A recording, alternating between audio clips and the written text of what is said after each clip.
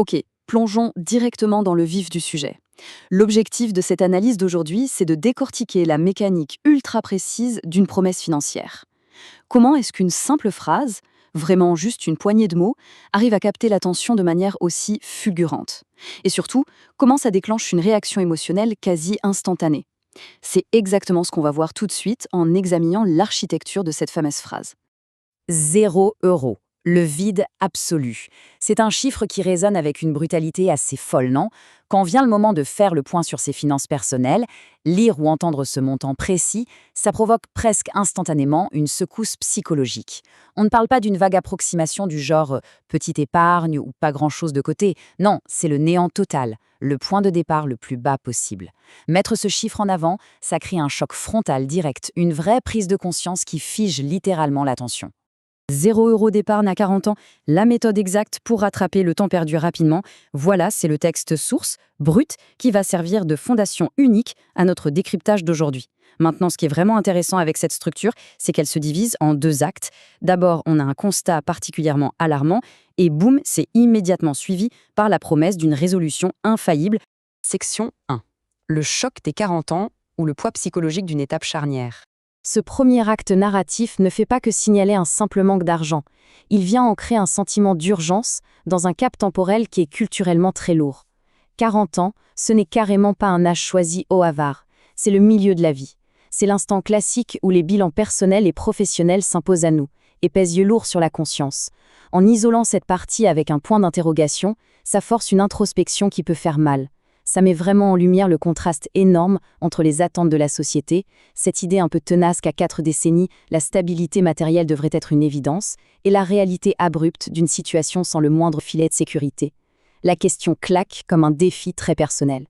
Section 2. Une méthode dite exacte ou l'anatomie de la certitude absolue. Après l'inquiétude, place à l'antidote parfait.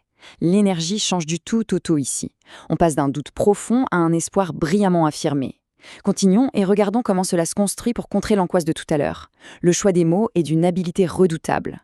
Le terme exact, ça sous-entend une solution mathématique, infaillible, voire scientifique.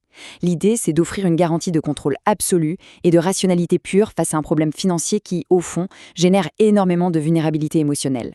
Promettre l'exactitude, c'est faire la promesse super rassurante que le risque est totalement éliminé.